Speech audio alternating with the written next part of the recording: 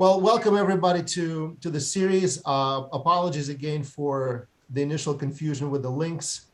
Hopefully, we'll try to make up for it in the course of this meetup.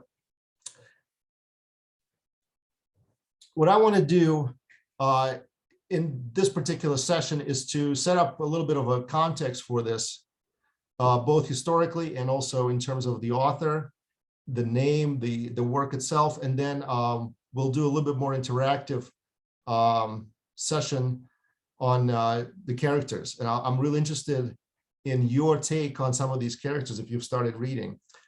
So we'll do some of that. What I want to do now is start with, I guess, what you might call the effective cause of this work. I know Shrikant likes the four causes of Aristotle, and we've talked a lot about it. The effective cause for this work was an event that took place on November 21st of 1869. And this event was a murder of a student who was part of a secret student society. His friends beat him, strangled him, shot him, and then hid the body in a lake. This was in November, so this was already wintertime. The lake was probably covered in ice. They made a hole and they dumped the body. Now you have to understand this is not a regular occurrence even for Russia's standards at that time. So this was a notable event which got some coverage in newspapers.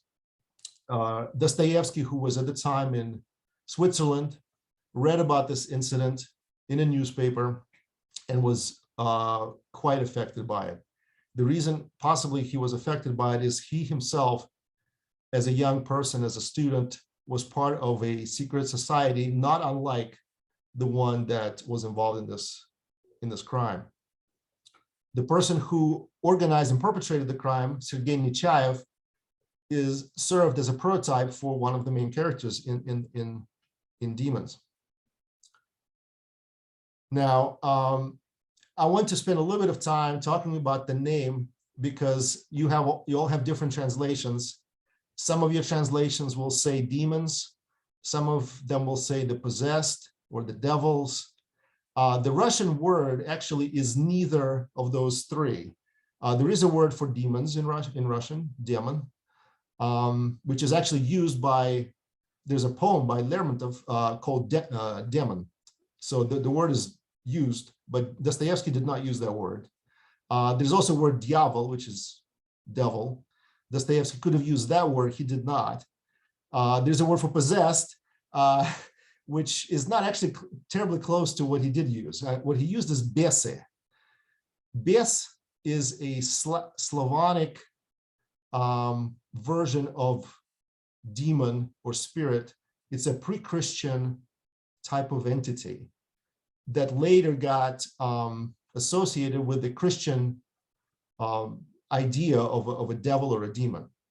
When the Gospels were translated into Russian, they had a choice of what word to use for the devils described in the Gospels of Mark, Luke, etc. And they used the word bese for the translation. So when Dostoevsky is quoting from the Gospel of Mark, I think, in the foreword, that's the word that's used in the Gospels for Jesus casting out demons. The word is bese. Now, why do I want to bring attention to that is there's something local, national, culturally specific in that word that is not captured by the word devils or possessed or demons. Which are obviously all Greek words, but they've been associated with Western languages. And Dostoevsky did not want to use them. There is a concept of demonic that is borderline, that borders on craziness or psychotic, or almost this thin line between what we consider normal and abnormal. It might not be out of place to mention here that Dostoevsky himself suffered from epilepsy, which was a disease associated with being possessed. by a demon, right? Especially in the Gospels, you read about Jesus healing the epileptics. It was considered that when you have these violent seizures, that someone else is possessing you, controlling you. So this idea of bese is a combination of the concept of something devilish, demonic, but also something that is diseased, something that is borderline crazy, something that is not normal. And the title obviously gives us some keys, some indications as to what Dostoevsky was thinking about. So I wanted to bring that up because, again, you have different translations, and you might be wondering what is the one that's closest to the original. The answer is neither one, probably. I will use probably intermittently the word demons or devils, but you have to realize that the original is not either of those. Okay, at this point, I want to quickly touch on Dostoevsky's life and the period as it bears very much on the work. Let me, Shrikant, can you make me a co-host? Because I can't share my screen, it looks like.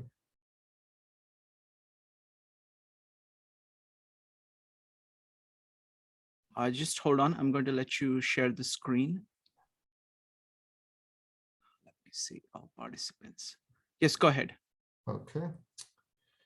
All right. Can everyone see? Yep.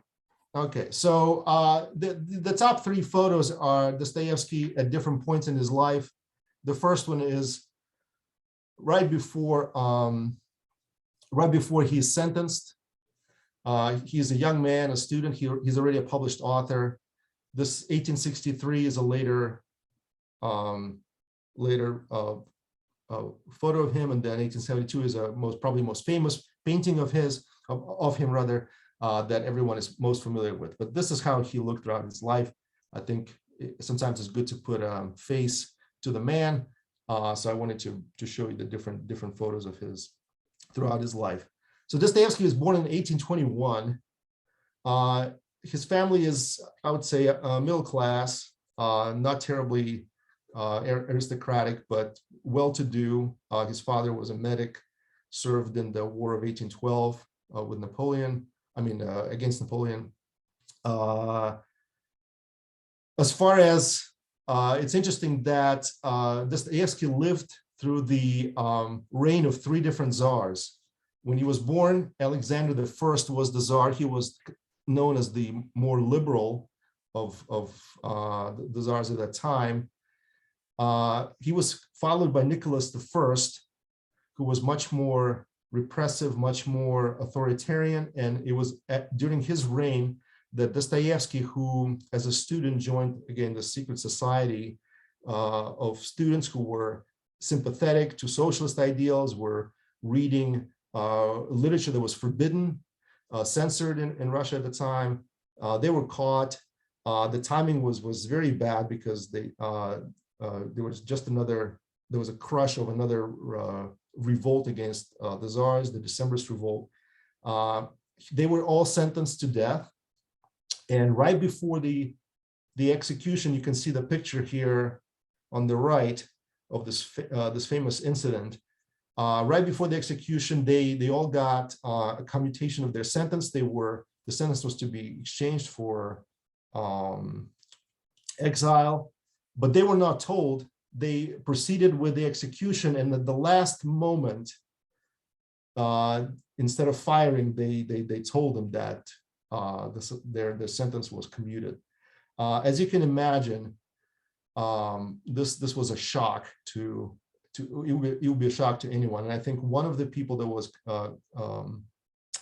convicted actually went mad as this was happening as a result of this. But anyway, Dostoevsky was exiled after that. Shortly afterwards, well, not terribly shortly, but Nicholas passes away and Alexander II assumes the throne. Alexander II is even more liberal by many measures than Alexander I. And among the things that he does is he pardons a lot of the revolutionaries that were in exile, some Decembrists, also some of the students that were being exiled for for these crimes of reading and spreading, I guess, reactionary literature as they saw it. Anyway, Dostoevsky is pardoned, and he starts traveling throughout Russia, and then eventually he goes abroad to for medical reasons, but also to just see Europe and to see what, you know, the land that as a young person he was admiring with other students for liberal values and progressive movements and so forth. And it is at this time that he formulates his own philosophy, his own thinking, and he starts publishing the 5 great works that he is most known for, including Crime and Punishment, The Idiot, and this work that we're doing, Perversity. Perversity is published in 1871. 10 years later, in 1881, Alexander II is assassinated. It's very interesting that despite the relaxation of some of the social problems that plagued Russia, the result of this, of some of the compromises, I guess you can say, he made, including the big event was, of course, abolition of serfdom in Russia in 1861. But the end of all that, the end result, you can say, is the assassination of Alexander II. You can argue in some ways that Dostoevsky was very prescient in his work, Perversity, regarding the type of violence and the type of social upheaval that could take place when people really go out and commit themselves to particular ideologies. And of course, in his mind, the assassination of Alexander, the killing of the student, even going further back to the French Revolution and the atrocities during the Reign of Terror, were all events of the same type, maybe not of the same order of magnitude, but of the same type. And of course, he, in some ways, foresaw the types of horrors that Russian people saw after the revolution and the Great Purge during Stalin in 1936 to 37, where, you know, it was not thousands but millions of people that suffered execution and imprisonment. So I think let me go back to stuff. I think hopefully this gives you some picture of the context, the historical context that undergirds this work. Now I want to come back to what CJ was saying about the satire part. I'm actually very glad that CJ, you picked up on this, because I was a little bit nervous whether people would be able to pick up, you know, in translation, the extremely sarcastic tone that Dostoevsky espouses towards different socialist utopian figures of the time. So we have a few. He names a few, right? He names Fourier. He names maybe he doesn't name Rousseau, but Rousseau is obviously in the back of his mind. There are quite a few thinkers that he is referencing, whether by name or otherwise, especially in on the Russian literary horizon. There are several figures that he mentions by name, such as Belinsky, Chadaev, and Granovsky. Those 3 characters who were in favor of westernizing Russia, of making it more liberal, more friendly to Western ideals of human rights, civil rights, property rights, etc. They are all prototypes of one of the main characters in the work. And we're going to talk about that.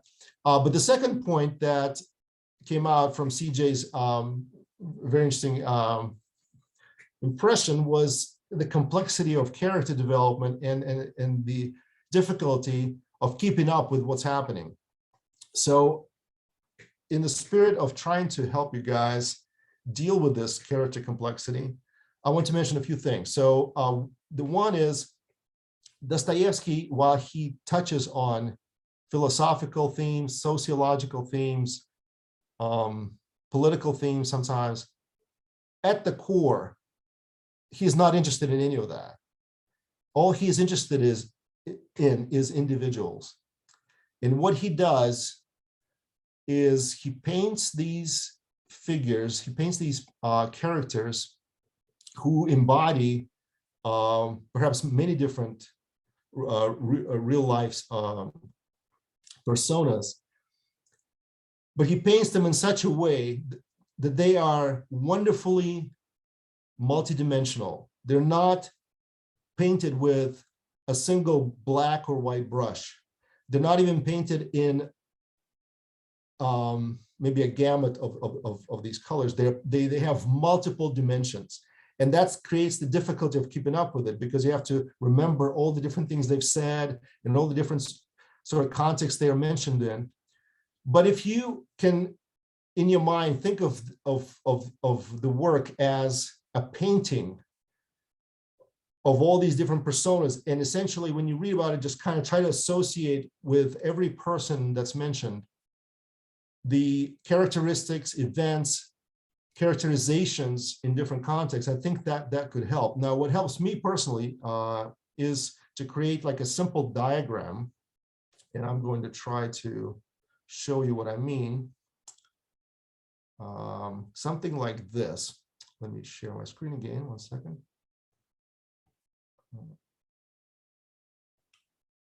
Okay, can you see?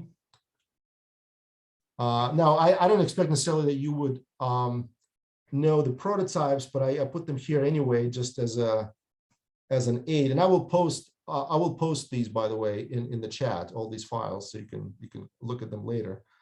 But you can see what I've done here is very simply just sketch out the names of the main characters and their relationships to each other. And as you go through the work, if you do this, if you just write them out, first of all, it will help you because the names are not very familiar to you. So, and sometimes they're called by different names. Sometimes they'll be called by like a short name, and like Dasha could be also Daria, and so forth. Sometimes they're just called by their last name. You have to figure out from the context whether it's the son or the father. If you do something like this, if you just write them out, you don't have to do it in a graph like I did, but you can just write out the names. And then as you read, make small notes as to who the person is, what their relationship is to other people. I think it will be helpful. So I want to very, very quickly go through the main characters and who they are, and maybe their relationship. And then what I'm wondering is, if you've read the first 2 chapters, I'm curious to hear what you think about each one of them, and maybe we can start the interactive session by letting you talk about a particular character that you either liked or disliked, or that doesn't have to be that simple. Maybe just you were impressed by what you thought about them, etc. And I think that way we can stimulate the sharing of ideas. So, but very quickly, the book opens up with this main character, Stepan Trofimовich Verkhovensky, who's very, very recognizably has a real-life prototype of Granovsky, who was an educator, proponent of Western values, Western education, and a very sort of admirable figure in his field in St. Petersburg.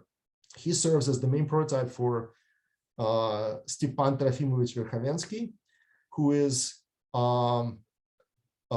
befriended by and sort of sponsored by, in some ways, by this lady right here, Varvara Petrovna Stavrogina. She is a well-to-do persona in this town where the action is taking place.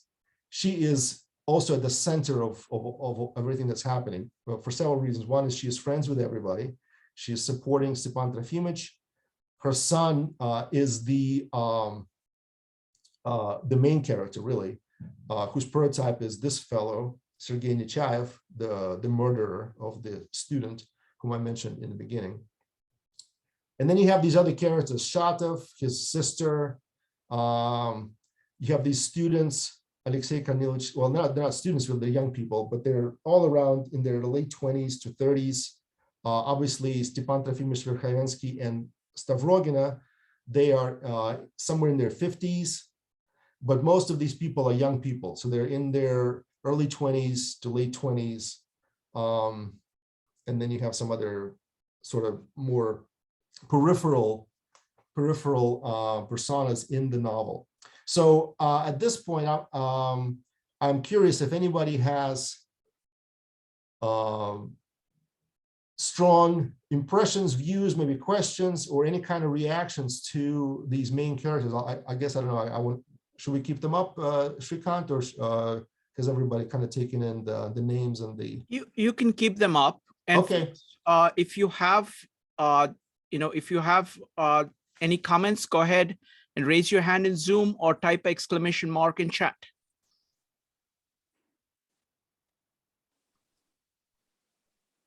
I think Beatrice has something. Beatrice. Yeah, hi, everybody. I absolutely love reading this. I went way beyond the required reading. I realized immediately that as I was getting to know these characters, they were very three-dimensional. I was immediately brought into what they thought, their feelings, their anxieties, what other people thought about them. It was such a composite that I felt almost as if I was that person as Dostoevsky was describing the things that was going on. Wonderful. Yeah, that's I think one feature of Dostoevsky, that he is able to create this painting of a single individual, just like, Raskolnikov in Crime and Punishment, or someone else in the main character is an idiot, or his other works. And it's like, I would compare him to a Rembrandt as far as literature. He's the Rembrandt of literature. His portraits are they almost go into infinity. Like, you can't really get to the bottom of any one person, but they're so interesting. So yeah, that's a great comment. Thank you. Yeah, thanks. Phil, do you want to call on people, or do you want me to call on people?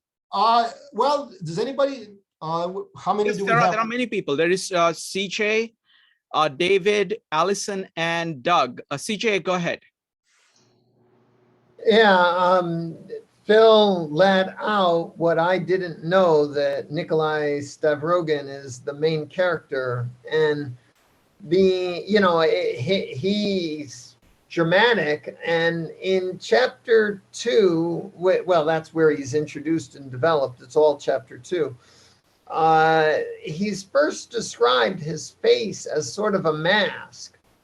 And when I reread that, I went back and read that. Then the violence he perpetuates, he commits 3 acts of violence. What's the first one? Kisses. No, that's the second one. He grabs by the nose one of the characters. Yes. And Jeannie convinced me that that's violence. At first I thought it was a joke, but I tried grabbing Jeannie's nose, and there's no way to do it without it being violent. And then in what seemed to me quite sexist, there's a I'm losing my notes. He kisses the birthday girl, who in front of her husband, who's another one of the main characters, but he knows that the husband doesn't believe in duels, because normally if you kiss someone's wife at that time, you'd end up in a duel. And then the third thing, he bites the governor's ear. I mean, my God. And then it hit me, mask. I'm rereading, that there's some mask here that we've been introduced to that I'm not sure how it's going to play out. But So I want to follow up on that. What do you think? Is he just crazy? What are your thoughts? One of the characters is highlighted. Is it Liputin or Yeah. Uh-huh. as not believing that he's perfectly rational, and that leads me to believe that we as readers are supposed to wonder that maybe he is rational. But the whole town got convinced that it was lunacy when he came down with his fever and was in bed for 2 months. So, you know, we're in a state of cognitive dissonance as readers. Right. Well, that's the state that Dostoevsky wanted to be in, I think.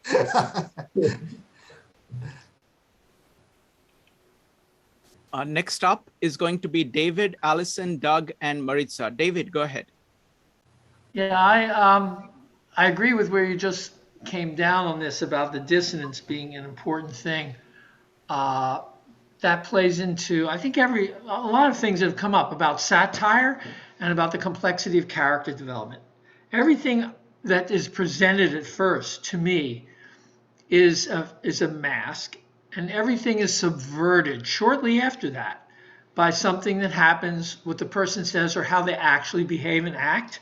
So all our presumptions based on what is said, immediately implying something that we deduce, all those get flipped over like a pancake right away. And we see everything that we thought was the case turns over. So this intellectual Stefan, I did your chart kind of thing just to keep notes, but I did it all by a single letter. I don't know whether I saw this in Dostoevsky somewhere referring to, you know, V for Varvara and S for Stepan, you know, N for Nicola. So I kind of kept track of them as letters.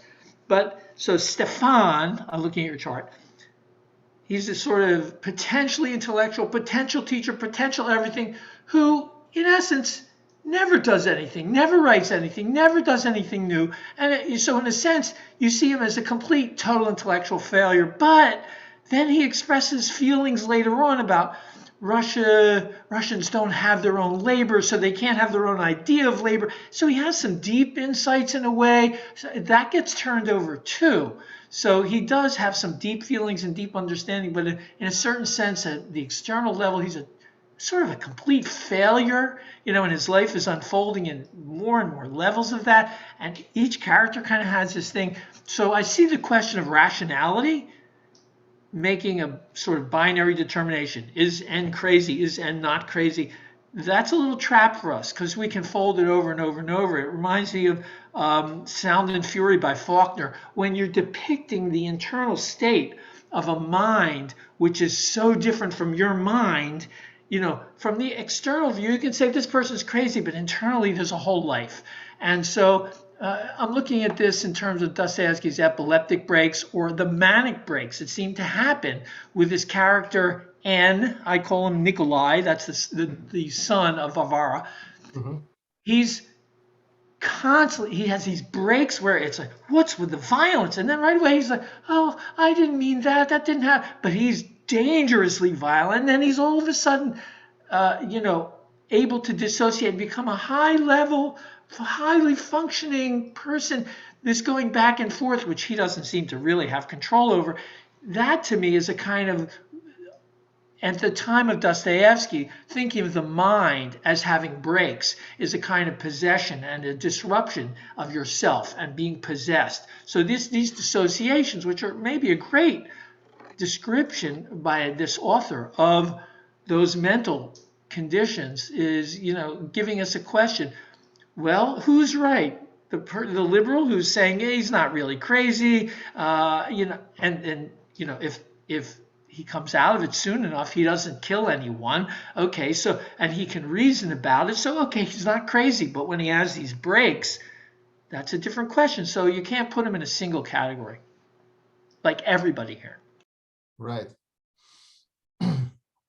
Thank you. Next up is Allison, followed by Doug. Allison. I think one of the things about it that's so much fun is that it starts out kind of, it seems a little bit like a Jane Austen novel where they're just introducing these characters and they're throwing in a little French and everything is all very lovely. And then it turns into, there used to be this ride at Disney World called Mr. Toad's Wild Ride. And anybody who grew up in the Los Angeles area, you would always use that phrase to describe any totally bizarre situation. And I feel like that's what happens with Dostoevsky. It starts out just, let's talk about this idea, and then it just goes off into like crazy land. And that's the fun of it.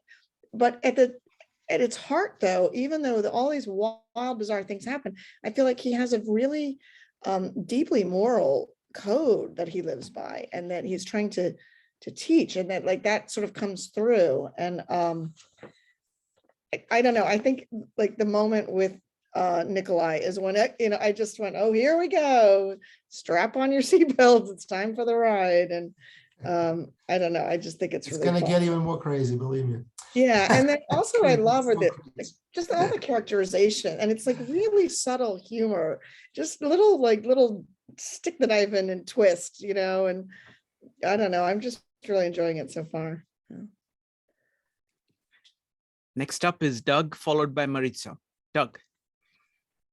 Oh, well, I had the hit that CJ had, that it's a very, very funny book, and some of it's really biting and some of it's gentler, but it's also, as an artist and a writer, I find it's very humbling as well, because I don't think Dostoevsky's just attacking his old friends. He's attacking his own old self, what he was when he was younger, and what made him vulnerable to where he might have participated in a murder, and how he would have justified it. So I think it's a very personal exploration, which he's trying to put behind himself and reach a different moral view. I mean, I remember when I was growing up, the debate was, the parents who were raising their children according to Dr. Spock's teachings were raising a very spoiled generation.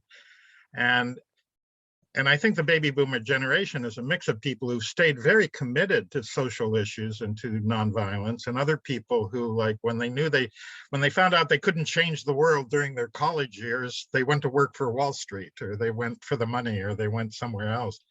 And I think he's dealing with all of that. He's also dealing with the fact that in the early 20s, a lot of people, men and women, go through a kind of breakdown where they rebuild themselves, and they either become more or less sane after that sort of dark night of the soul. So I think he's sort of right in that area. And how does one generation affect the next generation? But which takes me back to T.S. Eliot, between the idea and the reality falls the shadow. And that can be very tragic, or it can be very funny. The dissonance between, oh, I'm a great writer, and they're paranoid of me and they're scared of me. Well, nobody's scared of Verkovensky, Stepan Trifonovich, so nobody's really scared of him. And then there's also a movie that was on Amazon for free, but now it's charged through something, and it's like a 8 or 10 episode series on Dostoevsky, and it deals with when he was almost killed in a firing line, and he was lined up, and the shock of that really rattled his cage, and maybe was the thing that made him a great writer, from the sketches he was doing, like Dickens' early sketches, to suddenly becoming a more significant writer, to suddenly becoming one of the great novelists. And they both deal with a kind of madness. So, but I think some of this, for me, goes back to 1968, where you had the Weather Underground. You had some very serious radical groups, sometimes attacking people, usually often attacking buildings, not people, the infrastructure. And there were very careful sort of different disciplines to all of that. But Mexico City was blowing up, Paris was blowing up, Chicago was blowing up. And around the world, there were this sort of, from older people, it was a demonic possession. To younger people, it's, we're going to be Hamlet and right the world. The world is out of joint. Oh, cursed spite that I am born to set it right. I mean, there's this. So I love the ambiguities in this novel. And I think it's, whenever I read Dostoevsky, he starts to go to such a deep level. It hasn't yet happened completely, but where it changes my dream life. I mean, reading Dostoevsky tends to infect my dream life. I mean, It's like a little poison pill that makes my mind explode, or a healthy pill. I'm not sure. Be careful there, Doug. You might be in for some nightmares then. No, it's true. I mean, I was reading Brothers Karamazov, and I dreamed a scene that then showed up 5 pages later in the novel, and I had it in a dream, about the faceless man. And then suddenly I read it 10 days, a few days later. I mean, it really is very weird. Dickens does that too. Shakespeare does that to me. My dream life becomes more colorful, more, yeah. So I'm ready for Mr. Toad's Wild Ride reading this book. Wonderful. Great comments, Doug. Love them. Next up is going to be Maritza, Mike, Jeannie, and Madeline. Maritza. Oh, could I say one other thing? Please. It's that, because it was to the point that some people say, oh, he was crazy, so we can forgive him. That was very interesting, as opposed to crazy, we got to lock him away. Oh, he was crazy. So, and I do think he's a bit of a Socrates, listening to what people say. Nobody's going to pull me by the nose, and he pulls him by the nose. It's like a reflex action. It's just like, oh, well, let me try, and I can. So there's some weird Socrates who's listening carefully to people. Thank you, Maritza. So I will say I also found that I was a little shocked by the what seemed to be the satire. I wasn't prepared for that. I did also not realize that Nikolai was the main character. So Philip, you're giving us spoilers, but he was a striking character. His character made me wonder if all the characters we were being introduced to are actually they're symbolic of a cause or something deeper in a society, because he seems to be the one who has a very low tolerance for a lot of those other things that the other characters we were introduced to seem to take for granted. So I'm interested in seeing how that plays out. They talk about how very, very respectful he is to his mother, but you're talking about somebody who, had a duel and killed someone, and who's, he's not respectful to the guy whose nose he pulled. And he's unapologetic, which is most shocking to me. Like everyone else that's doing whatever silly things or not so nice seeming things that we've seen thus far, they're kind of doing it almost apologetically, like they're trying to, don't see that I'm gonna nicely be rude to you. He doesn't have any of that. He's very much like he's just unapologetic in his approach to everything. So I'm wondering if he's going to be the beacon for us of the different way of being. So I'm looking forward to reading more into that. He's definitely an enigma. Yes. Wrapped up in a riddle. Covered with you mystery. did mention that. Yes. But even more striking, just about one more thing about him before I mention one other character. More striking than his actions is the way people respond to him.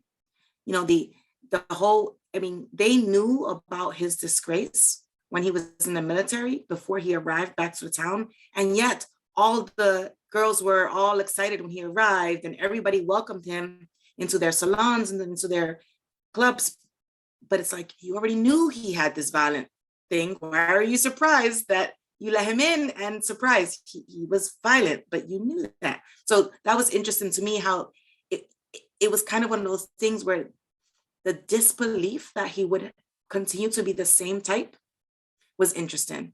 And his mother, to me, is fascinating from the very beginning. She's just, this woman, I don't entirely understand why she's fascinated with the people that she takes under her wing. Maybe I'll discover that later. But she seems unconventionally strong and direct for the times. So it's not shocking that her son is the one who's going to be the one that's going, to the left of everyone going to the right. But she's, CJ spoke briefly about, he said something seemed kind of chauvinistic or, a little bit of stereotypical, gender issues there. But to me, she breaks that mold. She doesn't fit. She's very strong. She has all of this money. She uses it as she will. And I mean, she was, I mean, I was so amused by the scene at the end of chapter 2 on how she was playing matchmaking. It was just great. And then when you picture the fact that we're talking, older times in like Russia, my history of Russia is not super strong, but I know that it's a little bit, it's far more, gender role based than some cultures here. And so seeing that or reading that interplay was just like, it was amusing and surprising and very curious to me. So it's just kind of, she seems like she shouldn't be in the story. So I'm interested in seeing where that goes from there. And I suspect, I know I had thought that she was the main character up until you just told her. So that's who I thought she was going to be the main person we'd be dealing with. Yeah, I want to say, it's definitely Nikolai is probably the main protagonist, followed very strongly by Pyotr Verkhovensky, who is his friend, son of Stepan Verkhovensky. These two men, they are really the effective causes of what's happening. However, the mother, Varvara Petrovna, and Stepan Trofimovich, they are in some ways the final causes. And this kind of goes back to this question of who are the demons. And we just started reading this, so obviously I'm not going to say, and people actually argue about that, so there's no one answer. But maybe perhaps as you read this, who are the demons, or what are the demons? And anyway, that's all I'll say. All right. Who was next? Next up is Mike, Jeannie, Madeline, and David. Mike.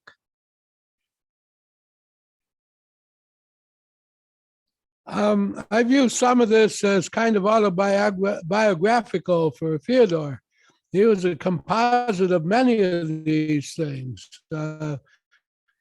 He grew up as upper middle class and got to see the doctors. His father was head doctor. I believe his father got assassinated at while Fyodor was growing up. I also know that he got a good education. He got he was in the military as an artillery officer, and but he had ups and downs. He joined a writers group of nihilists and revolutionaries, but he was he was not really accepted by that writers group.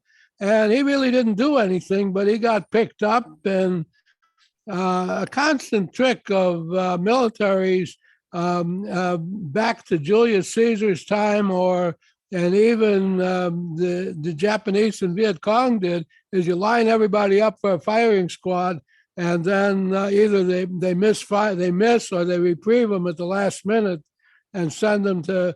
That got to have been a traumatic moment for him. He was sent to a good education. These heroes and non-heroes all got sent to a good education. They all fell into nihilists, leftists, and got wrongly accused, or maybe some of them were rightfully accused, but I don't think they were accused of anything major. Some of them killed each other.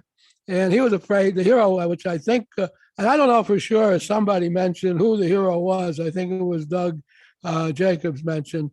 I thought that either the parents were heroes or Shatov was a hero. But the ones that didn't get killed got scared out of their wits that they would be next. So I like your diagram. I've tried diagramming Russian literature that way. So, like Anna Karenina, who was who in that? Without a play card, you couldn't tell what was going on. So, the best is yet to come. Thank you. Thanks, Mike. Next up is Jeannie, followed by Madeline. Jeannie. Well, I wanted to say, poor Dasha, is she going to be married off to this Verhovinsky? How sad. I mean, she's this powerless character. You know, she's being told that she's going to have to marry this guy, and she has nothing to say. And I think, yes, this is a novel about power. And it's interesting because Varvara has ended up in this sort of oddball situation of being a widow and a rich widow. And, you know, that makes her sort of bubble up in the power game, you know, far above, you know, this counterpart, Dasha, who, you know, is absolutely powerless. But I mean, I don't know what's going to happen, but anyway.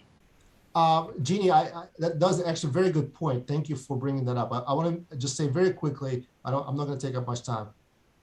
Keep in mind that this society is very stratified. This is not American society where people can rise up and fall with their incomes. This is a stratified society where you have people that own land and essentially own people that work on that land.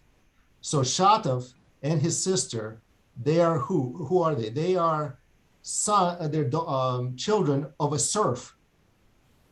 They were freed by Varvara on her good graces. So they rose to any kind of freedom solely based on her whim. And that's it. And which is why she's kind of upset at Shatov for not being more, I guess, thankful and more differential to her. But that's it. Otherwise, they would still be working, and they would be like real serfs. They would be attached to the land. They would not be able to go off to Europe like Shatov, you know, went off to America of all places, and, you know, travel and so forth. They would be working there on that land. So in that society, until 1861, people could not even move, regardless whether they were men or women, if they were in the lowest class.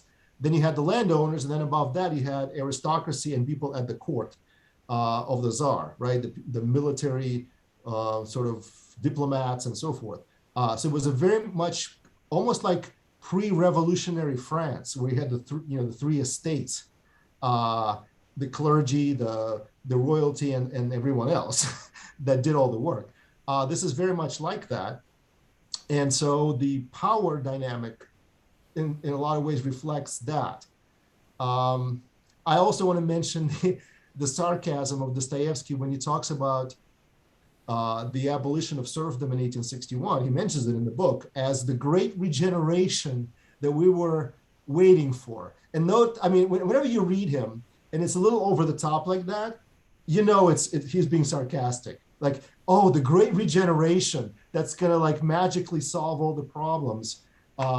You know, or stuff like that, you know, or when he describes that play by Stepan Trofimovich, where you have these souls of men, souls of women, and then souls of someone else who would very much be, who is dead, but would very much be, would like to be alive.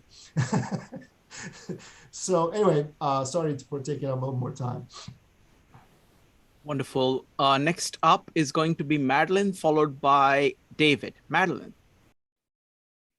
Yes, I have a few comments. Phil and Shrikant, thank you for doing this. For those who are concerned about all these characters, these are basically it. By the end of part one, Dostoevsky, he has brought everyone on stage. We've either seen them or we have heard them talked about extensively enough that we know who they are. So there isn't going to be a new flood of people. This is kind of it. This is the core group. I got the sense that these were types, two things going on with them. One is that they were types that were very recognizable in their time. And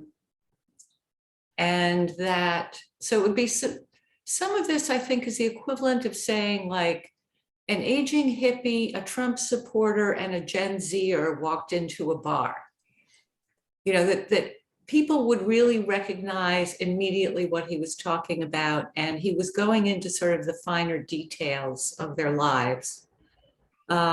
and that Stepan Trofimovich and Varvara Petrova are sort of the parent figures. They're the generation that's giving birth to this younger generation, whatever comes of it, whatever comes of what's happening with the younger generation. It's also very much a portrait of small town life. You'd think that these people needed a bigger canvas, but when you see them against one, you realize, no, that doesn't work for them. You know, they're much better off being the big fish in the small pond, and they're very happy with it. The relationship between Varvara Petrovna and Stepan Trofimovich is weird, but you know, she does want people in subservient positions. She wants them dependent on her. She uses money, she uses her temper, she's back and forth. I also thought that a lot of what's going on with this is we have these people who don't speak Russian well, which was very surprising to me at first. And I realized that for the educated classes, they had been raised by tutors who spoke French, possibly also German, but French was the culture, German was the, like the work ethic and the industry, the philosophers. So these were the languages to speak. And it seems almost a badge of honor, like Kirillov, who doesn't speak Russian very well, or Stepan Trofimovich, who seems helpless to keep from scattering his speech with French. I thought with Nikolai Stavrogin that he doesn't strike me as mentally ill in the sense of delusional or schizophrenic. He strikes me more as psychopathy. In other words, his delight at having done these things to people, how pleased he seems to be, and how even his apologies are really just sort of insulting.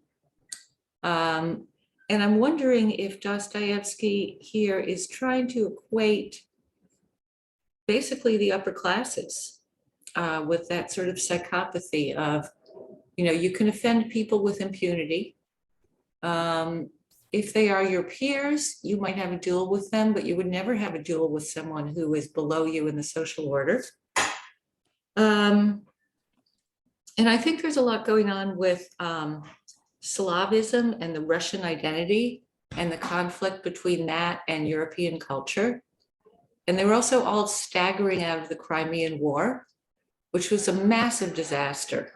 It was a proxy war. There was the Russian Orthodox Church, there was the Catholic Church, the European countries were involved. It was a slaughterhouse. Everyone came off badly. So there was that as well. So I think Dostoevsky is looking at a lot of different things, and he's kind of setting the stage for having everything play out. Madeline, I will be very curious to see if you change your opinion of Nikolai Stavrogin towards the end. Oh, I will not. Oh, you will not? Oh, okay. Okay. Thank you. Sorry, Phil, you were saying something. No, I was just, no, this is great. I love it. Okay, next up is going to be Raymond, followed by David. Raymond. Thanks. Can you all hear me? Yes. Yes. Okay, I put a couple of notes in the chat, and I thought I would verbalize those if you all will indulge me. The first thing I noted was the tendency of authors is to try to trick people up at the very beginning of a long work and then kind of surprise them later on. And I'm wondering, just reading the first two chapters and never having read this again, I'm wondering if I kind of fell victim to that, in that initially I wanted to assume, and someone else has mentioned this, that Stepan and Varvara and their relationship was going to be the main thing in the book. Well, it turns out that it may not be the main thing. But Dostoevsky has kind of tricked us. And frankly, if he wanted to separate the wheat from the chaff, he may lose some people who may not really get it in the early chapters because they don't stick with it and figure out how the characters actually develop themselves. My other point, not necessarily a point, but an observation, and I keep thinking maybe I didn't read carefully, maybe I missed something. I kept asking myself, who is the narrator? Who is the narrator? Because he never identified himself. And finally, in late in chapter 2, he gave his name with the first initial, 2 spaces, and the last letter of the name. So we still don't know anything about the narrator, although we're with him for the duration of the book, I assume. And so I thought that was interesting. There's a lot of sort of forwarding where the writer's saying, well, this is going to come next, or we can't figure out this, but this is coming up, to kind of keep us in suspense and on the edge of our seats. And it works. It works. I confess that the first chapter was kind of a chore for me, but by the second chapter, I was on the edge of my seat and asking for more. And finally, what's interesting is the interplay of the various cultures and nationalities. It's almost like the Russians in their conversations want to be the French, but they don't. They want to be the Germans, but they don't. They want to be the Swiss, but they don't. They mention the English and they mention the Italians, and it almost seems like Russia is in search of an identity. And I'm thinking that may play out more over the course of the novel. Finally, it's a long book. It's a long book, so a lot of things can actually reveal themselves over time, and that's the fun of it. Yeah, Raymond, thank you very much for these comments. I want to respond to one thing that you mentioned about and I think several people have noted this, about the search for identity. You remember in the very opening, I think the first page of the book, Dostoevsky mentions 3 thinkers: Granovsky, Belinsky, and Chadaev. Chadaev was the one that suggested that Russia fell out from the civilizational progression, that they are a country that sort of missed, as the bus was pulling by, the bus of civilization was pulling, he didn't say the bus, of course, but I'm paraphrasing. Russia didn't get on that bus and missed it completely. Chadaev was, after he published his thoughts on this, was regarded as an insane person. He was officially regarded as insane. He was actually put into like a clinic. They were trying to give him drugs to basically heal his condition of having a wrong opinion on certain things that you shouldn't have a wrong opinion on. Anyway, it's very telling that you mentioned this, because there's definitely a undercurrent of this thought that indeed the social ills that plague Russia at the time are, the reason for them is the fact that Russia did not adopt the Western liberal, one might say universal human ideas. And there's definitely that tension in the book that we will see playing out all the way to the end of what's the place of that. Is there some sort of unique place for Russia, or is there sort of universal laws that it has to follow?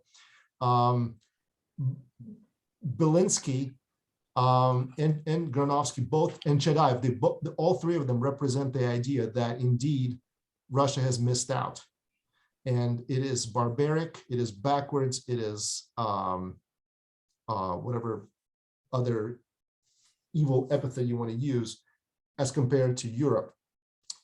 I don't think I'm going to give much away to say that Dostoevsky probably disagrees to a large degree with that assessment. So we'll see how that plays out in the book. Thank you. Next up is David. Right. Yeah. So you're talking about something also that is in my mind, and I had looked up those philosophers or political philosophers just to see what he was referring to. This relates back to something Maritza said about, how can about the kind of, it's so weird to see who's unfolding and connecting to whom, and who could marry whom. How could this possibly be? And to me, there's a kind of a real darkness in this entire story, and this dark Russian thing that's going on for me. How you're treated and how you're regarded, your status and relations, your marriage, what's going to happen in your life. The social order has such arbitrariness, but it's being depicted as the naturally accepted way things are. We understand why these relations are happening in this context, but I think Dostoevsky is projecting a sense of something we should see beyond it, and a sense of fairness. I think he expects us to see that there's something inconsistent happening, something friction for the reader, displaying these inconsistencies. And so why are they accepted? In what ways are they here? Is something wrong with the personality in this society of Russia itself? Is a false clinging. I think this is what Philip, you were sort of pointing at, the philosopher saying, some kind of undue allowance, a nostalgic desire for the good old. If something was better, give us the old czar, the old power, the underlying, this imagined time of security. Before you, there were these crazy liberals talking about rebellion, and who knows what's coming with that. So it's a kind of clinging to that imaginary past and living in a denial. That's a really essential thing when it comes to a dramatic depiction of living in a denial of what's going on. That lends you details in your story that give you aspects of a mental struggle or a disorder or discomfort or disease. So there's a satire in expressing openly what is so obviously fragrantly unsavory. And it brings out, to me, when I'm reading this is a constantly expressed hopelessness and resignation for the societal improvement that could be inevitable, and you mock it because you really can't believe in it. This is so dark, this Russian soul, with conflict, but the inevitability and hopelessness and the failure of the old power, but failure ahead, and sort of despite your intentions versus what's going to really happen. It's so frustrating and dark to me. There's this play of superiority, speaking a little French, and it's all false because it's a struggle for every group, every social group, every value, and our identity is so befouled by these false reaching for symbols of greatness or fairness or intellection and education. It's so dark. I find it hard to read. That's all. I mean, it's brilliant, but so down for me. Very interesting, David. Very interesting. Really fascinating. I want to follow up on that. I think Doug has a question related to that, and I will also put my own question. Phil, about this darkness, the Russian darkness. I feel that every time I read Dostoevsky. I cannot tell you how many times I've started out on Dostoevsky because I am just mesmerized with the depth and incisiveness of his observations about the human psyche. It is truly spectacular.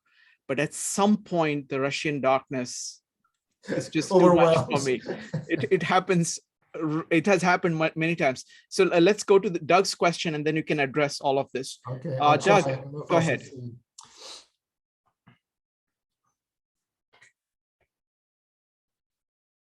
Doug, would you like to ask the question? Or I can ask it for you. You're on mute. Also, I see Madeline raise her hand. Yes. Yeah, I was on mute. I'm sorry. Go ahead. I was just saying, I think in high school, I think I was attracted to the Russian darkness in the novels, what they called at the time, the Russian soul. And that may relate to my question to Phil, is that given your own heritage goes back to Russia, what in this novel specifically surprised you or gave you a new insight into your roots from Russia? Okay, that's a personal question, Doug.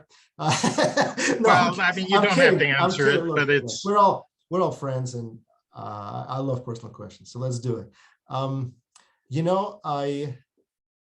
At the time, I read this 3 times, and the first time I was reading it, it came at a very opportune time because I was at Columbia, which, as you know, is probably the most liberal establishment in the United States as far as ideology goes. So it was a great counterbalance to read this novel after reading, Rousseau and reading Fanon and reading some of these other works, especially, the 20th century authors who I guess have sort of forgotten Dostoevsky and the lessons or the perspective that he brings.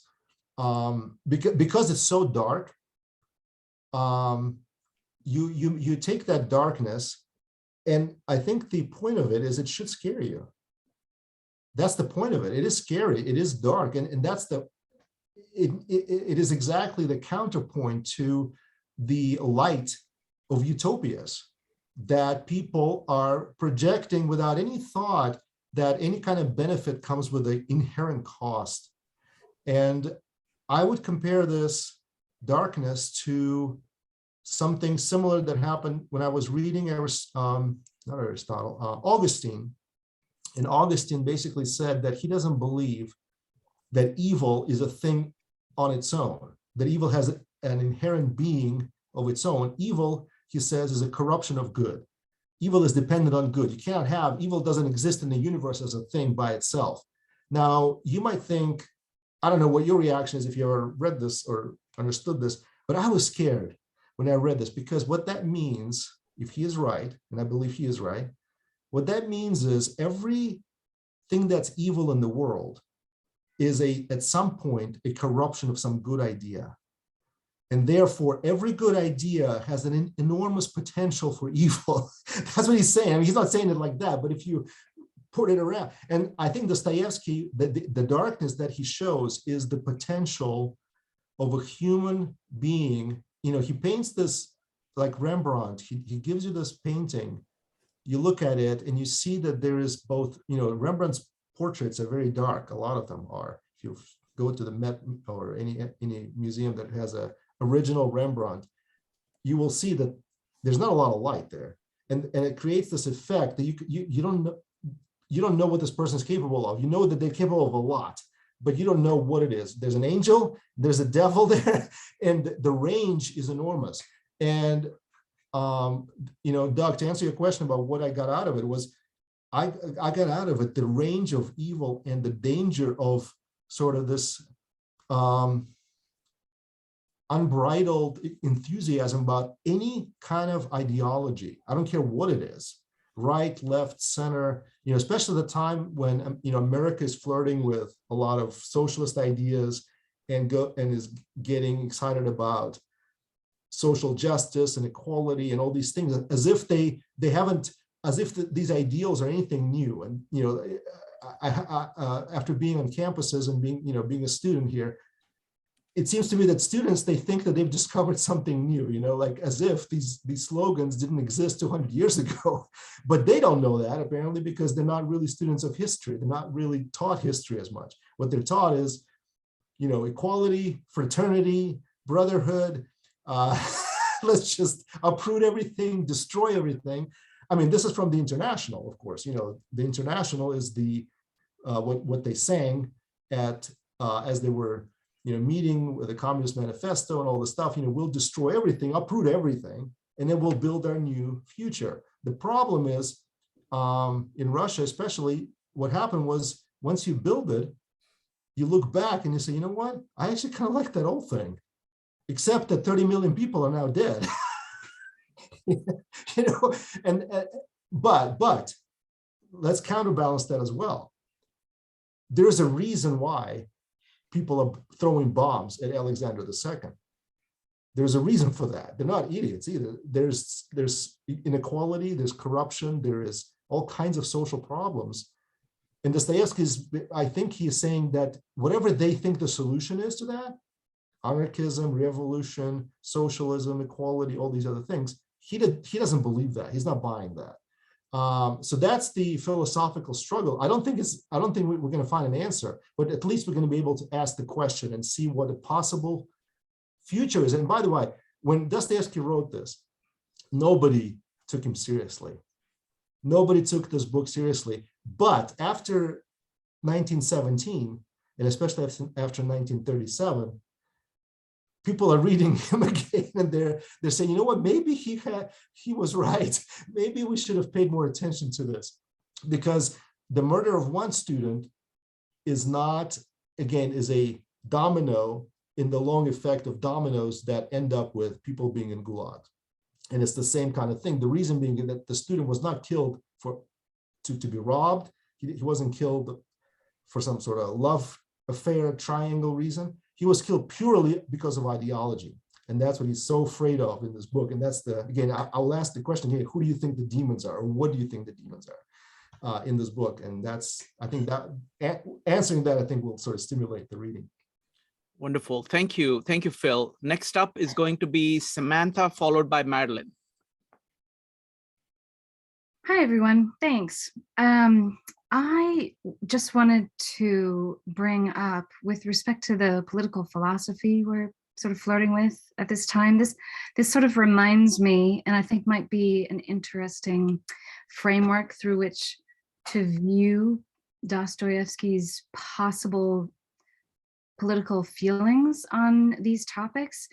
There was a book, and unfortunately I'm not recalling the name of the author or the title, but came out in the 90s, and it was a deconstruction of the various reactionary or conservative theses that when social progress and progressive values or leftist views are countermanded and counter-argued by the right, they tend to align with one of three frameworks, one being a futility thesis, the idea that, well, things are as they are, and it's just futile to try to change them, that inequality exists in nature, and so to try to counter that is just futile. The perversity thesis would be the next, that basically by trying to instill these radical views, you are corrupting the society that you're trying to fix. And the jeopardy thesis being that when you try to instill these changes, you are then putting something very important in jeopardy, be it freedom or freedom of thought or something like this. And these are all often just trotted out as being perfunctory, no change because of one of these three theses. And it strikes me that this novel might even possibly be viewed as one of these. I mean, certainly in the Pervere forward, he talks about how Dostoevsky exudes this sense of the three stages of social decline, starting with the death of God, following through to the rise of human will as being the ultimate standard and ultimate freedom, and then ultimately resulting in destruction and anarchy. And that seems to me to suggest a kind of futility thesis that the progress of history is a reflection of God's will. And so to try to change the essential nature of how human beings function and societies are developing is perhaps a futile, if not a perverse endeavor. And so I thought that might be an interesting framework through which to view the political resonance of the story. However, I like the idea that the demons in this novel might be the ideas themselves rather than the people that hold them. And if that's the truth, then it's not so much the people or perhaps even the ideas and the will to change that is at fault or necessarily dangerous, but the vulnerability of the human animal and what happens when entranced by an idea that takes one to illogical and violent conclusions. That's my comment. Thank you. Yeah, I want to say just one thing, Samantha. Dostoevsky was definitely an aspiring socialist when he started as a young person. He had I would say, kind of a conversion experience in exile. He definitely converted to Christianity, and Christianity became his beacon of hope in this world. However, I don't know that he had formulated a particular philosophy until later, in maybe when he started writing his 5 great works. I don't know that there's a specific philosophy that you could say he espoused necessarily. Some people would wanted to call this something like Christian socialism or something like that. But I don't know that you can fit him into a pigeonhole easily, because he just escapes being classified, which is what makes him so interesting. Is his characters, they're all over the place. Some of them are atheists, some of them are deeply devout, some of them are like Nikolai Stavrogin, crazy looking personas that you don't know where to put them or how to describe them. So he in some ways evades classification, and I think that's what makes him so fascinating. Thank you, Phil. Next up is Madeline, followed by Jeannie. Madeline. Yes, Samantha, thank you. That just blew me away. That was really great. I appreciate it. And it made me think, if the demons are ideas, then maybe they're what we currently call memes. I had a couple of questions for Phil. One is Switzerland. I realize that as an author, Dostoevsky, he has to just explain how all these people come together now, like why they weren't together all along. Where were they before this started? So Switzerland seems to be the place. And I'm just wondering, so the first question is, what would it have represented to the readers of the time? Was it a sort of democratic European utopia, or just kind of a pleasant place for romanticism? My other question is, Varvara Petrovna and Stepan Trofimovich, their political liberalism, I'm getting the impression that they were of a generation that would definitely not have been political nihilists, not people who thought like down with the czars, but more like reforming the present system, and would probably have been in favor of the freeing of the serfs. But they wouldn't have been, they weren't of the, they definitely wanted change, but they wouldn't have wanted the whole system to change. They would have wanted to make moderate reforms within it. Is that the sort of generation that we're talking about? So Switzerland and those two. Right. Yeah, great questions, Madeline. Thank you. Yeah, Switzerland, I think, as then and as now, represented this country of refuge, first of all, for political refugees. If you remember, Lenin spent a lot of time in Switzerland. So did Marx, so did Engels, so did Belinsky. They published from Switzerland. Switzerland was the free haven from political repression, where people from all over the continent flooded to, and it was kind of this intellectual hub, and also incidentally a place where people would go to heal up. It was the mountains, fresh air. Dostoevsky himself suffered from I think I don't want to say tuberculosis, but I think it was something like tuberculosis, and he died, I think, from tuberculosis of the lungs. So yeah, it was a place where a lot of Russians particularly flooded to, both for medical, for political reasons. There was this intellectual spot where new ideas were discussed, and like I mentioned, Belinsky was publishing his magazine. It was like a monthly magazine called Современник, which means contemporary, and where he would publish different critiques of existing authors, including young Dostoevsky. Well, I mean, he didn't really get to his later works. He died, unfortunately. Belinsky did. But yeah, it was a place where it was a natural place for the children of the aristocracy or the middle class to go to and meet, because it was such a popular destination, both because it's beautiful, it's healthy, and for those other reasons I mentioned. In general, it was kind of like the midpoint between Paris and maybe the London, and just kind of as people toured Europe, they would typically end up in Geneva at some point and kind of meet up other people there. As far as the generational situation of Stepan Trofimовich and Varvara Petrovna, yes, they are definitely the status quo, old guard type personas who nevertheless do not want to be seen as such.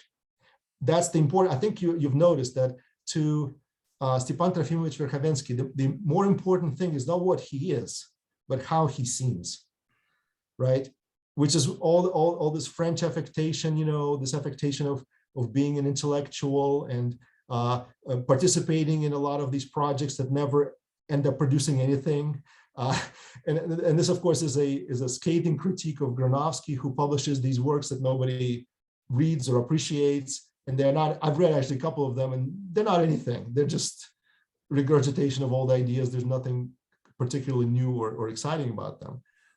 So that's him. But they want to appear. They want to appear as being very much progressive in their thinking. So while they're in Switzerland, for instance, they might write back, as he mentions, they might write back home and say, hey, would you mind treating the serfs with kindness, as they are living off of them? And, just basically kind of like a plantation owner might write back from his travels in Europe, hey, do you mind treating the slaves just with a little more lenience, as, because we don't want to, we want to appear like we're progressive and so forth. And so, yeah, they're caught in that bind. You're right. You're absolutely right. They cannot, if they espouse these ideals like their children do, that would mean the end of them. That would mean the end of their power, their status, their wealth, everything. And I don't think they are prepared for that. Now, their children who are raised in relative wealth, who have never had to care about, making it in life because they're taken care of basically for life, they are actually willing to throw it all away because they never had to work for it. So why not throw it all away? Why not become a revolutionary? Why not join some secret society? So yeah, you definitely have this generational clash of the old guard and their children, and how their children are in some ways repeating the trajectory or following the trajectory of their parents' verbalized ideas. Now they are taking it to the next step, and they're actually making it happen, maybe without realizing what all that entails. But yeah, that's the idea. Wonderful. Next up is going to be Olga, Ginny, and David. I give priority to people who have not spoken yet. So Olga, you're next. Hi, do you hear me? Yes. Okay, hi. I read it very, very long ago, and of course in Russian.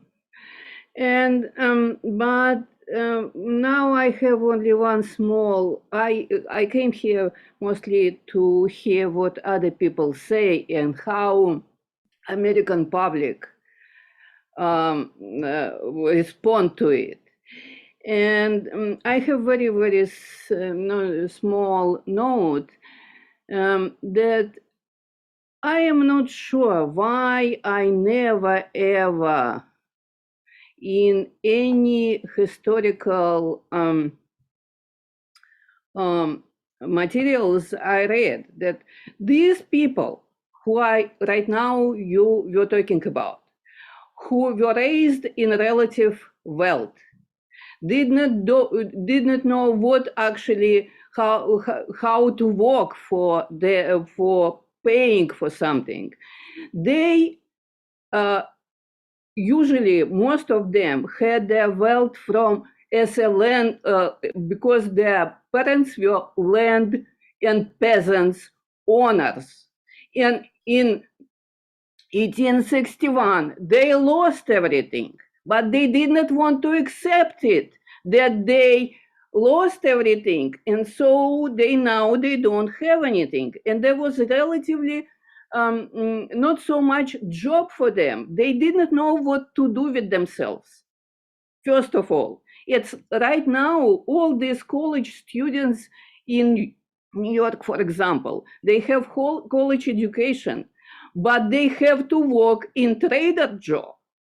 They don't have anything other to do because there is no in society place for them. So for these young, wealthy people who lost their wealth, and now that was the situation, but they still did not want to accept it.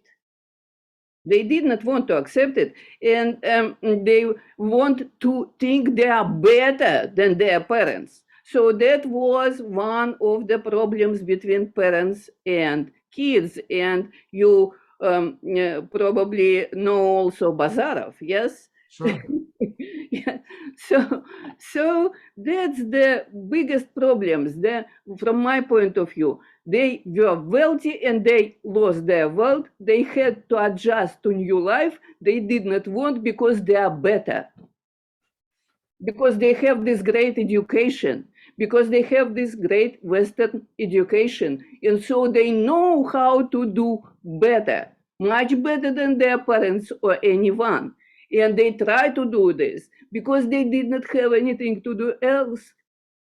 Not because they had. There was no in Russian society, and they could not go. They already don't have money to go to Europe and have something else and to travel. So that's what I wanted to say. That's it. I'm not sure that if you agree with it, but it was reality. It was reality for them. They did not have money anymore. They have great education and nothing else. Yeah, I don't know that I would put it. I would brush it like that universally. I think there were definitely people that were in that boat, but I think there was a huge amount of very wealthy landowners who, even after 1861, who were very stable financially, and they were able not only to send their kids off to Europe to get a good education, but they were able to support them for the rest of their lives, which was kind of problematic because there was, like you said, there was no place for them to go to really be productive in society. I mean, they could go into like academia. Some of them did. They could go into some sort of upper middle class professions. Some of them did. But yeah, but it was really about this philosophical crisis, I would say, that people were dealing with. And I think young people are always dealing with a crisis of philosophy as they're starting out. Like, they're not just interested in a career. They want to know why they are doing what they're doing. Do they need to build or do they need to destroy? And it seems like in that time, what Dostoevsky was seeing, there was this amazing appeal of nihilism.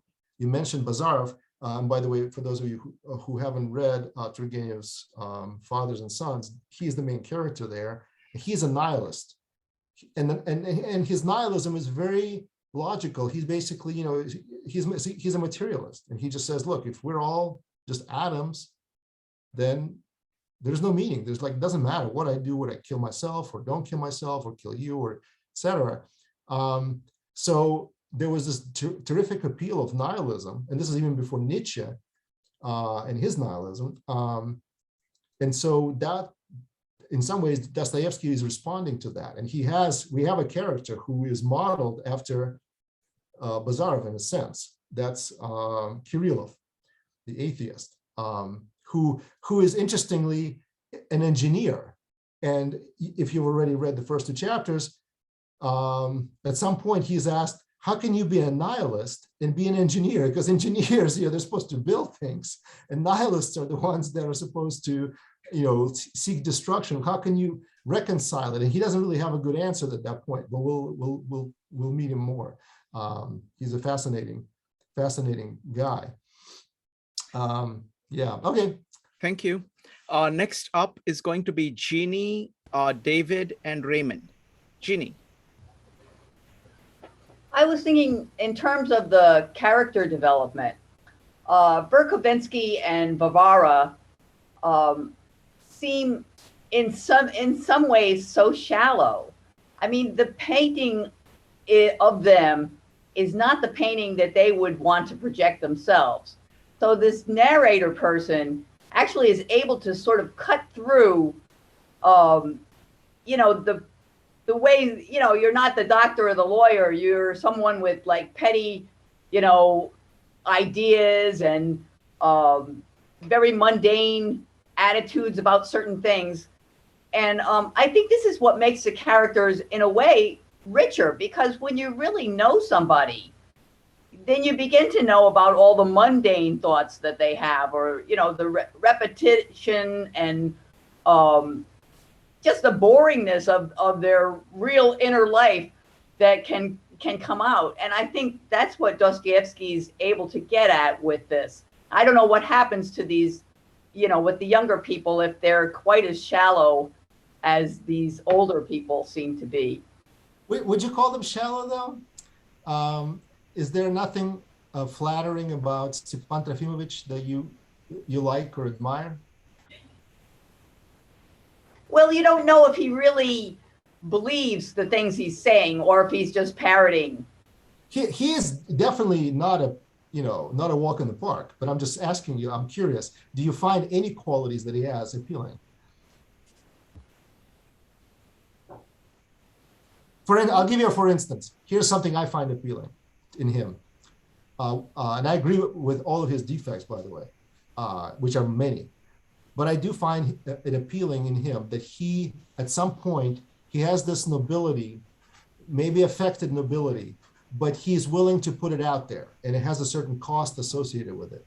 For instance, when they have this debate whether Pushkin is more important than Boots, and he says, yes, Pushkin is more important.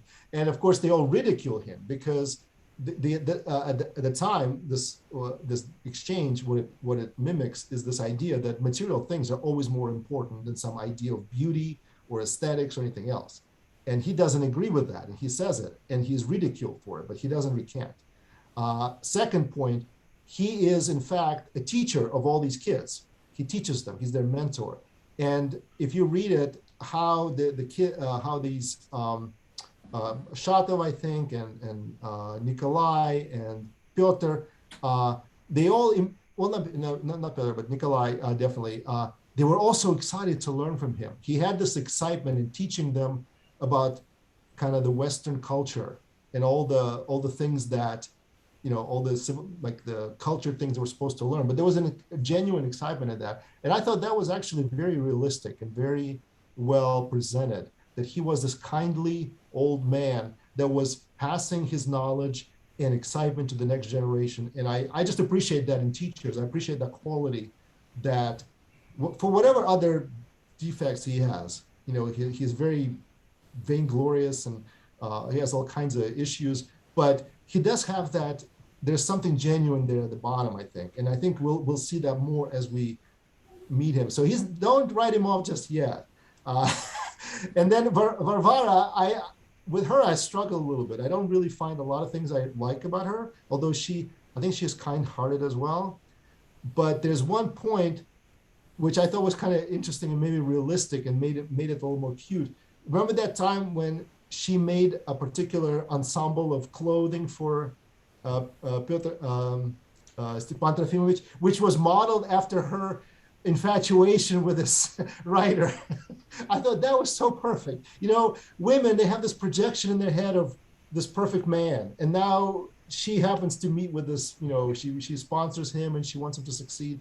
She doesn't quite marry him. She maybe expected him to you know, have love interest in her, but since he doesn't reciprocate, she's just going to kind of sponsor him. But yet she has in her head this picture, and so she wants him to dress like that. I thought that was just great. Can I add Verkovensky's secret to gaining the affection of his pupils? In my translation, quote, he was a child himself. That's endearing. Yeah. Yeah, he's very naive. He kept this idealism. Like we'll see it throughout the book. You know, he likes to make these theatrical statements, right? He likes to be theatrical. He likes to be the hero, right? He has all this stuff. A lot of us are so cynical, we don't even care about that anymore. We've dispensed with all of it, but not for good reasons. Maybe because we're just too cynical. We don't care about that. Thank you. Next up is David, followed by Raymond. David. Okay. Well, yeah, Phil, so you hit the same bells I would be hitting, which is that there's so much dark in each of these characters for me, but we get to, as the readers, keep holding out that we can find in each one some little light, you know, that's still there, that really is sweet, a bit like why we care about them for a positive reason. And, you know, what CJ said, his internal child, or I found that he had expressed a concern for the Russian people when he did say this thing about they don't even have their own labor, so they can't understand the idea of their own labor. He's sort of seeing the struggle that's going on and why there's a failure in the social order to progress. So he shows that he's lost heart, but he has a true concern for the people. And yet we know, or at least I think it's established, that he has these ideas as ideals, but not if they imply a sacrifice. He's not going to really give up anything in the world for them that is too significant. They cling to their property. They believe in the old money. That's how the structure is. They're not going to, their generation at least isn't going to fight that. And to fight that really involves imperiling your sanity, maybe. I'm interested to see how this whole story plays out. But, you know, it's the ideas being the demons. I think that's an interesting reading for this. But counteracting that dark core is our hope for light in each of that. And I didn't see anything in Varvara, so I was glad to remember that moment she did that thing, you know, selfless sort of, and yeah, beautiful. Thank you. Next up is Raymond. Yes, I hadn't really focused on it until Olga provided her excellent context. But the Russians were dealing with their serf problem at the same time that the Americans were dealing with their slavery problem. It's almost ironic. And I'll have to do some more reading to find out if the Russians actually solved their serf problem, because the Americans passed a law, but slavery was maintained in so many structures in so many different ways, and then segregation followed slavery, and the thing went on and went on. And even today, people say that the prison industrial complex is an extension of not only of slavery, but of the 13th Amendment, the 14th or 13th Amendment, whichever one it was, that intended to abolish slavery, but allowed that cutout to maintain slavery. And my other comment is neither here nor there, but I thought it was interesting. At one point in chapter 1, he writes, and he stopped his lectures on the Arabians because someone, evidently from his retrograde enemies, somehow interpreted a letter to someone giving an account of some circumstances, as a result of which someone demanded some explanation from him. And the first thing I thought about when I read that line was the line from Representative Ilhan Omar about 9/11, where she said, someone did something in New York. And I wondered, did Ilhan Omar or her staff read Dostoevsky? Neither here nor there, but I thought it was interesting. I doubt it, to be honest, but it's great. Thank you. Next up is Madeline. Yes, I had a couple of comments. Thank you. But first, I wanted to speak to Raymond's point. I think that, so I was thinking about the consequences, the sequelae of the deinstitutionalization of slavery here in the United States. And what would the equivalent be in Russia it's a bit different because I think a lot of those people were killed. So it would be more as if everyone who lost in the Civil War and all the slave owners had been killed. I did read a very interesting article a while back on the persistence of families through time. Someone had taken a look at the list of people in the Doomsday Book in England, which was basically a survey of landowners and writing down the names of the landowners by the conqueror, the French conqueror in roughly the year 1066. Okay, there we go, the Norman Conquest in 1066. So they went around, they wrote down who owned what land, people who hadn't really had last names now had them. So this person did a study of those families and saw that as their fortunes rose and fell over time, even if they married into other families, they had new last names, they kept rising to the top of the social strata in England. Over and over and over again, the same family lines reappeared, even if they had been way down for several generations and had a different last name by then.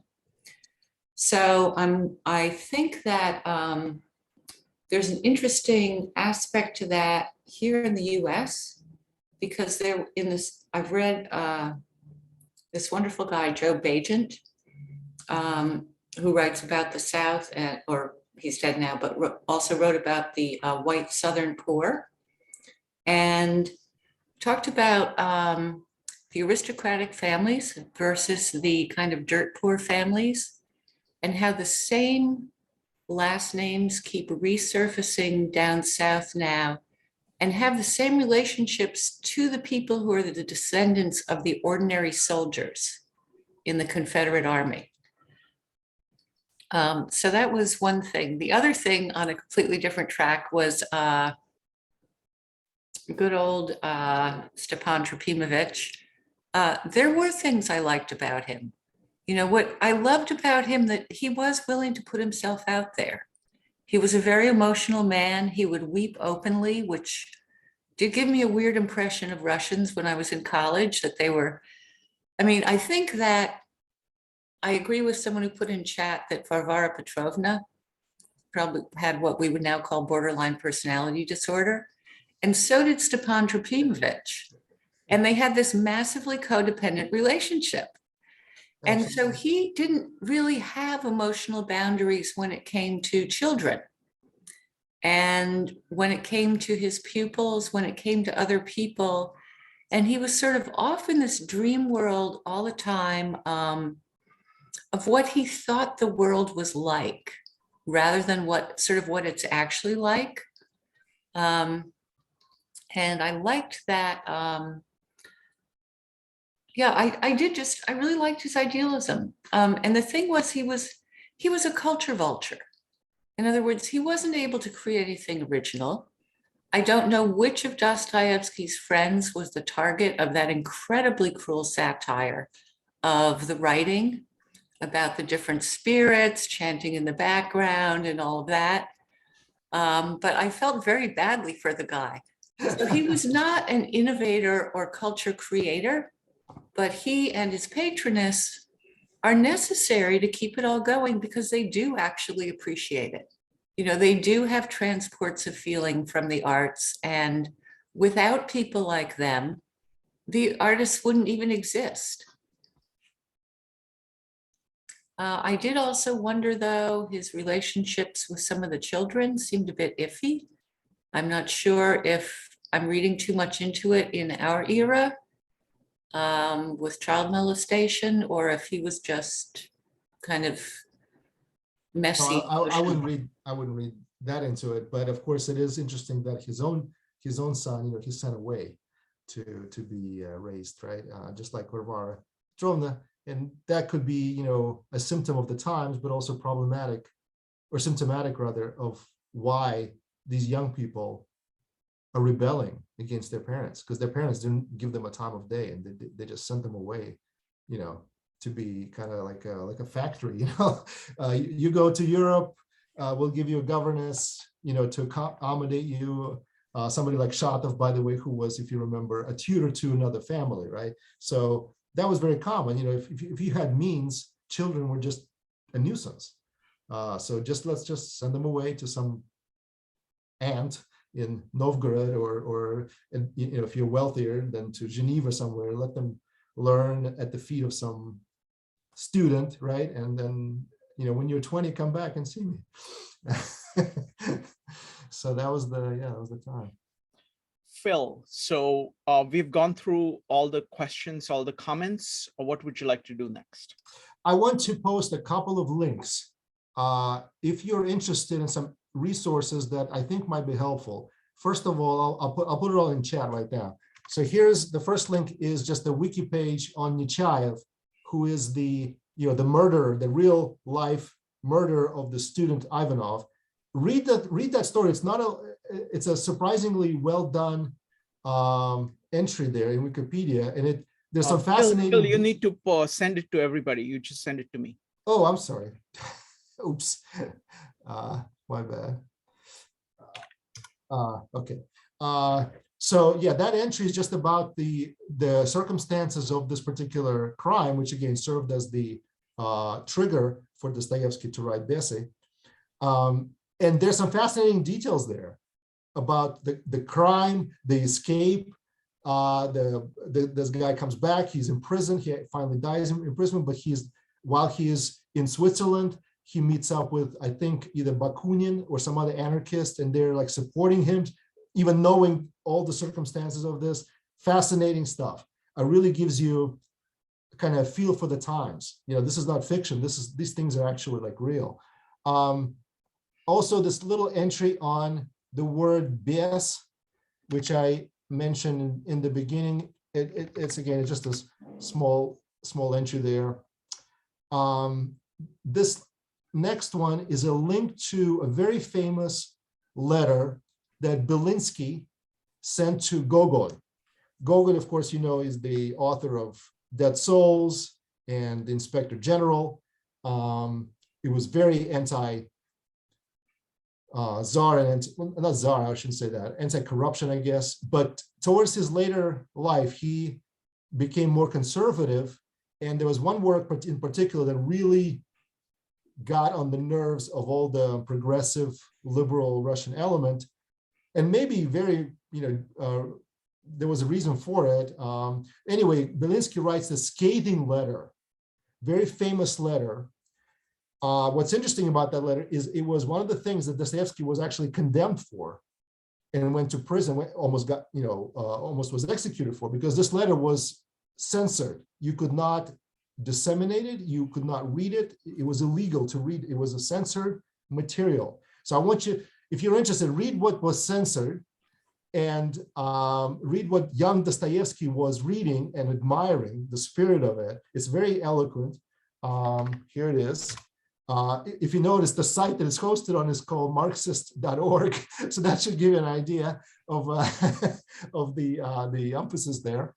But Belinsky was very much admired at that time by young people, by students. He was like, I don't know who to compare him to. He was a torch of progressivism at that time.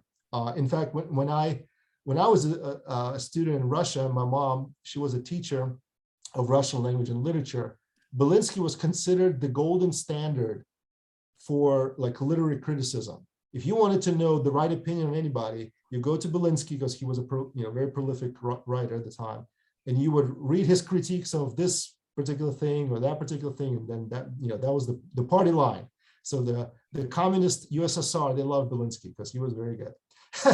He was very progressive, very anti-bourgeois, anti-clericalism, right? He was very much progressivist.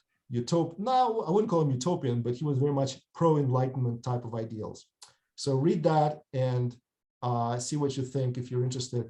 The third thing, oh, my mouse is stuck, sorry, is this, Sergei Nechayev. He, just prior to maybe 6 months before he murdered that student, he published what's called Revolutionary Catechism. I think there might be an excerpt in some of your forwards in the editions that you have, but read the whole thing. and see what you think about it. It is very, very telling. And I think it's a great context for Bessie, for the units. So these are the three things I want to share. Also, I guess, let me see if I can share these files that I was, while I'm doing that, I don't know, maybe Shrikant, you want to? Sure, I want to tell you about what's coming up today, later today at 9 p.m. Eastern time. We're going to do a meetup on Adam, Jesus, and you, the apple and the tree of life, connecting the two trees in Genesis with the Gospel of John. That's going to be on 52 Living Ideas. I put a link there to RSVP. We've got Comprehensivist Wednesdays that are coming up. CJ, could you talk about what are you doing this Wednesday? You need to unmute, please. There's an essay. My essay is published now. If you read the event description, and included in the essay are 3 short videos totaling 17 minutes. The first one is a little beside the point. I like it, so I included it, but it's only 4 minutes. Exploring various ways to model comprehensive learning. So we're going to look at comprehensive learning from a couple of, comprehensive exploration, comprehension, and collaboration. Wonderful. Folks, it brings together many things, many of the meetups that CJ has been doing, so I strongly recommend it. Phil, when is the next installment of this series? And what will we be doing at that time? Today, I think January 23rd. Okay, and what are we doing? What should people be? Yeah, it's on the website. I think we're finishing part 1. Let me just double check that, but I'm pretty sure that's yes. Yeah, we're finishing part 1. So I think it's chapters 3, 4, and 5, if I'm not mistaken. Yes. Yeah. So yeah, read the next 3 chapters. That should finish, get us to really, the interesting stuff is going to start happening very quickly now. Excellent. So the pace is going to pick up. If you've been a little bit bored, I promise you, it's going to get very, very chaotic very fast. So it's, in some ways, it's unlike Crime and Punishment, where everything kind of happens in the beginning, and then the later stages are more kind of philosophical. Here, it's the opposite. You start with a lot of groundwork, then things really start happening very fast. So buckle up. Wonderful. All right. So on that note, thank you very much, everybody. We'll make sure this problem with the link does not happen again. Thank you for your patience. Thank you for your persistence of still coming. Really appreciate that. And we'll see you next time. Bye, everybody. Thanks. Bye-bye. Bye. Thank you. Bye-bye. Bye. Bye.